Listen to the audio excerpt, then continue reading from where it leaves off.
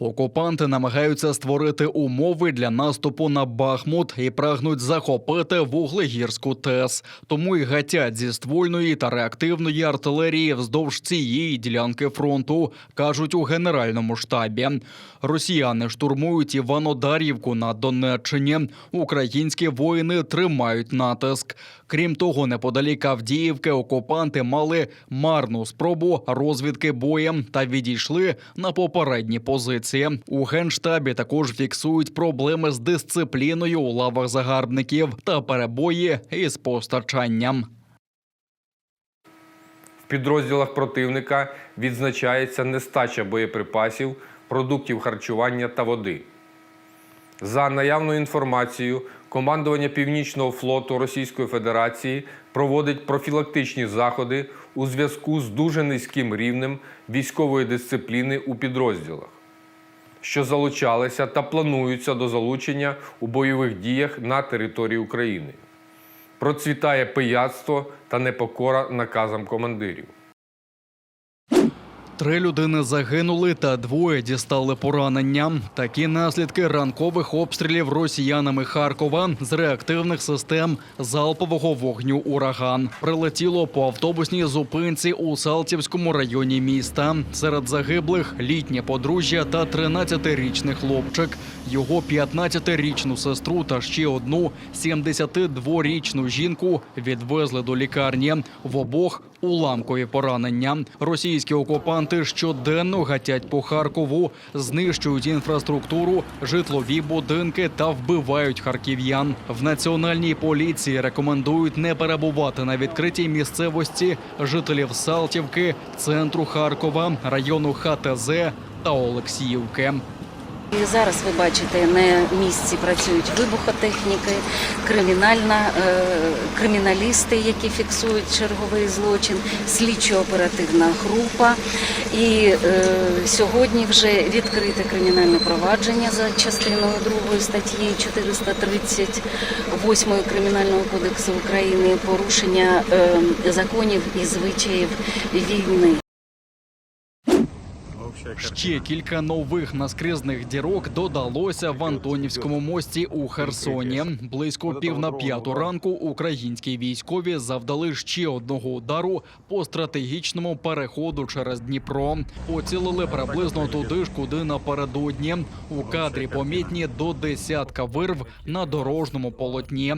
За повідомленнями херсонців, окупанти пропускають по мосту лише легковики та буси, а завертають навіть власні військові вантажівки. Вочевидь, хоч Антонівський міст і пошкоджено, але він поки ще придатний до експлуатації. До слова, це одне з 2 місць, де можна перетнути Дніпро, якими росіяни можуть підживлювати свої передові підрозділи на правому березі річки.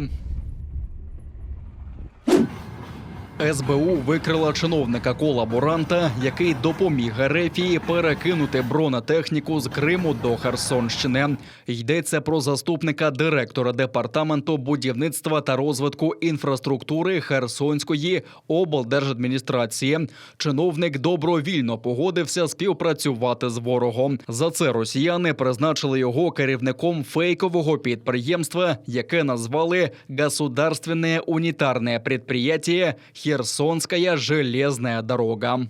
Колаборант особисто сприяв перекиданню цим транспортом бронетехніки та боєприпасів РФ з тимчасово окупованого Криму до причорноморських районів Херсонщини. Наразі співробітники СБУ встановили його місцезнаходження і проводять комплексні заходи для притягнення до відповідальності за злочини проти нашої держави. Миколаїв закриється для зачистки колаборантів. Про це повідомив начальник військової адміністрації Миколаївщини Віталій Кім. За його словами, надійшло вже 18 листів з інформацією про діяльність тих, хто очікує руський мір. Перед тим очільник області, яка потерпає від регулярних ракетних атак росіян, пообіцяв винагороду у $100 за відомості про кожного коригувальника ворожого вогню. Много вопросов касаемо закрытия города. Это планируется в скором будущем, неделя-два, как раз когда спадет уборка и когда мы обработаем максимально данных. Это планируется закрыть город на день, на два. Мы об этом сообщим с военными заранее, для того, чтобы люди могли закупиться продуктами, спланировать свои действия. И мы будем отрабатывать адреса, те, которые мы как раз проанализируем. Всем добра, разом до перемоги. Держава-терорист Росія намагається назвати екстремістом корінний народ. Так, прокурор Криму Ігор Поночовний прокоментував незаконний вирок кримському татарину Азамату Єюпову. 59-річного чоловіка окупанти напередодні засудили до 17 років у колонії суворого режиму, визнавши винним у нібито тероризмі. Ігор Поночовний зауважив, що кримські татари системно піддаються репресіям упродовж 8 років російської окупації півострова і додав, що прокуратура автономії веде провадження за фактами порушення законів та звичаїв війни, а також незаконного переслідування за релігійною чи національною ознакою. Понад 8 років кримські татари зазнають систематичних репресій. Така політика РФ та її окупаційної адміністрації спрямована на дискредитацію та переслідування корінного населення півострова за релігійними ознаками. Задля придушення свободи слова, свободи вираження поглядів і свободи релігії окупанти використовують усі можливі способи залякування населення, у тому числі незаконно створену систему кримінального правосуддя на окупованій території півострова Крим. Врятували українського котика та підібрали покинуту російську зброю. В головному управлінні розвідки показали, як українські військові досліджували острів Зміїний. Його розміновують, оглядають територію та підземні укріплення.